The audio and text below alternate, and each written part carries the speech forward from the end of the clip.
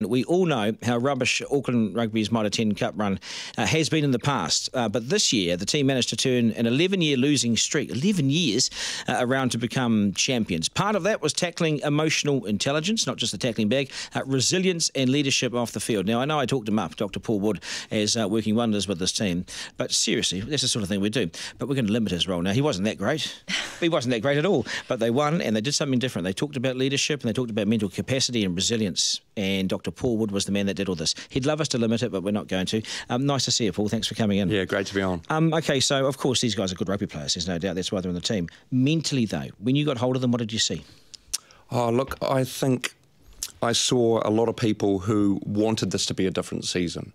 I saw people who were really on board with Alama's key messages in terms of this being a season about really representing Auckland and what it's about, the hard yakka, and really being prepared to do what was required. I also saw people who perhaps were a little bit shy in terms of where they're at relative to some of the more senior players in the team, which is pretty natural. I don't think there's many sort of occupations where you can come in and be surrounded by your heroes in the same way there is in rugby when you're a fresh player, perhaps starting off your first professional season. So what do you tell them? I mean, so if you go along to how many sessions did you have with them? I had 3 sessions with them. Okay, so what did you tell them? Because no doubt you're observing at all times to see what it is you're dealing with. So what did you tell them after your observations? One of the first things that I wanted to do when I was working with them was actually break down some of the barriers and create more of a feeling of connection across the team as quickly as possible, but also get everyone thinking about the individual commitments that they would make to ensure that this was the best season possible, to be looking at where they could help with the margins outside of the standard training, outside of the standard expectations, where the opportunities were for them to contribute further in that respect. And what about heroes? I mean, was anyone allowed to be a hero or a better player than anyone else? No, look, this is one of the fantastic things. I think the coaching and support staff were so great, particularly just led by Alama in respect of accountability for all. You know, no one was allowed to feel or act like they were a superstar and that they didn't have a role to contribute and that they didn't have accountability and responsibility for everyone in terms of how they showed up in their performance. And how does this relate to sort of ordinary people in their everyday lives? I mean, can you teach us resilience? I mean, so if someone like myself, you know, I'm feeling a bit down or don't believe in myself or I don't think I can do this or I'm just not motivated, how do you turn me around? I think the first thing to do is to actually conceptualise resilience and mental toughness as analogous with emotional fitness. Like physical fitness, this is all stuff that can be developed, but if you want to be anywhere near your potential, you have to be proactive about it. But also, it's really important to recognise that when you experience stress, that's not a bad thing. Stress is actually what enables you to build your mental toughness and resilience. Which is what Mark just said, you know, dealing with that. Couldn't agree more. If you go into a situation where you think stress is something you shouldn't be experiencing, that it's an inherently bad thing, you'll treat it like a threat to be avoided. You won't cope effectively. But if you recognise that actually stress is an indicator that you're doing something meaningful, that you're off the sidelines in life, that you're trying to do something important, then you'll see it as a challenge to be embraced and an opportunity to actually build that mental toughness and resilience. Paul, how's it changed your life? How were you, say, before you realised the sort of emotional intelligence and the impact of it? I mean, this is one of the reasons I'm so passionate about this space, is I'm not someone who's naturally emotionally intelligent at all. I would argue that, you know, that's not a common thing for men in New Zealand or more broadly to not really have that as a skill set that a lot of value is placed on.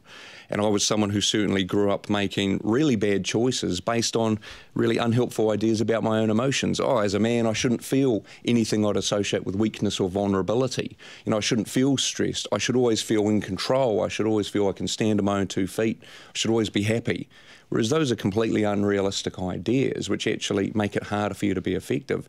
So for me, I've experienced personally significant life change and improvement in my life from having a more realistic understanding of this stuff and being able to be deliberate and proactive and disciplined about building and maintaining. Now, you've asked almost the country to read between the lines, like Jacinda asked us to do on the immigration stuff. Can you be more specific about those battles? Those challenges brutally honest about it. My journey was one from serious delinquent to doctor in terms of my own experience. So, you know, when I was a teenager, I was someone who was actively involved in crime to finance a drug habit, you know, a drug habit which was largely driven by an attempt to try and escape my own emotional experiences that I wasn't coping with. When I was 18, I was convicted of killing my drug dealer and spent the next decade in prison. And all of that was a direct result of my inability to cope with my life and its challenges and make good decisions around that. I was fortunate that as a function of that experience, I was able to gain some greater insights. I was able to start to develop the courage to actually want to make change. And I was able to pursue an education which opened my eyes, made me aware of my own ignorance, and equipped me to have a better life. Which brings me to rehabilitation of people, of men. Can you rehabilitate bad men? 100%. But the thing there is to think these are not bad men. These are people who have done bad things. And that is a crucial but really subtle difference. So think about this. What we often want people to feel when they're in prison is shame. We want them to feel shame about what they've done, but that is exactly the wrong thing for them to feel. Shame isn't about an enduring, detrimental characteristic as a human being. I'm not good enough, I'm broken in some way. There's no motivation to change if you think you're broken, if you think you're irredeemably bad. We want people to feel guilt. Guilt is about your actions, and it's something where you can use that guilt as a motivator to change your future behaviour. So that's a really important distinction. We want people to feel guilt, not shame. But part of that is having the emotional literacy to be able to tell the difference between when you're feeling guilt and shame. You've got to believe in yourself, don't you? 100%. But to believe in yourself, you have to have other people who believe in you. You know, I had the pleasure of speaking with Graham Lowe when I was waiting to come on, and he's been actively involved in a lot of work around prisoners and literacy and numeracy. And one of the things I was saying to him is, for my mind, having been in prison, one of the most important things he's doing there is not the obvious stuff around the literacy numeracy, but actually he's giving prisoners an experience of having a positive interaction with a civilian where they're not judged. Because one of the biggest fears people have in prison is that I'm so ostracised, I am so irredeemable, I will never be able to be accepted back into society, so why bother? There'll be mums and dads listening at the moment and looking at their kids and thinking, gosh, what is your emotional intelligence, so that they don't end up with drug dealers and end up in jail. What are some sort of questions they can ask the kids to sort of check what their emotional intelligence is? Geez, it depends on the age of the kids, right? That's a tough one. I mean, in the teenage years in particular, like the relationship with the parent is such a challenging one that you may not be the best person for that conversation. And I think that's an important consideration too. And I think it's one of the reasons that it's so important to have positive role models in your life. If I was a parent of someone in their teenage years, for example, now the most thing I would be concerned about and paying attention to is what's the prestige economy of the peer group of my children. And what I mean by that is, what is it which is associated with status and worthiness, because that'll tell you what's going to drive their behaviour. Keep explaining that. So say, for example, the prestige economy of the peer group I was associated with was toughness and capacity for physical violence. So that's how you would feel a sense of status, a sense of worthiness, a sense of belonging. Whereas what I hope for my boys when they're teenagers is that the prestige economy will be getting good marks and performing well in sports. They're getting a good job at the end of it. Right, exactly. Yeah, I'm the same as you. Emotional intelligence, and by definition, emotion is emotion, and it's so hard to control.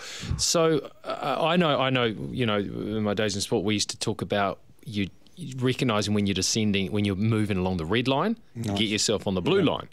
But you need to recognise the point that you are heading towards the red line, and that is a very cloudy grey area. How do you do it? Look, before I get onto that, I just want to come back to another point you made there about how it's difficult. It's supposed to be difficult. And a really important way of managing this stuff more effectively is recognising when it comes to your emotional management, the goal is not to be good at this stuff. The goal is to get better at this stuff.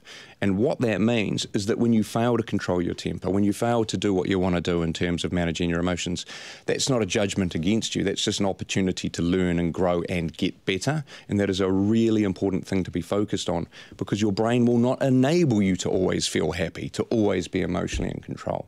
You just don't have the capacity for that. That's the equivalent of you calling me and saying you're stuck in traffic and me going, oh, we'll just tell your car to fly. It just can't happen based on the machinery you're using. Your brain is set up and wired for worry. You'll have lots of misery in your life. I know that's an uplifting message, but the idea of that is be more self-accepting and focus on managing that stuff, not beating yourself up about it. Okay, you have been brilliant, and I learn something every day on this program. I've learned about 10 things there. My final question goes like this. So there are some young blokes out there who don't believe in themselves, and they've been listening to you thinking, no, it's not me, bro. I can't do that. What are the first steps they take? The first steps they take, I think, to recognise that you don't wait until you feel confident to do something. You get confident from trying stuff. it doesn't go in the other direction, and you need a little bit of courage to put yourself out there and to try something, to risk failure. But the cool thing about courage is it's like a muscle. The more you exercise it, the stronger it gets. Brilliant place to leave it. I really appreciate your time. Really appreciate your time on the program. Really do. So inspirational. Thank you so much for your time.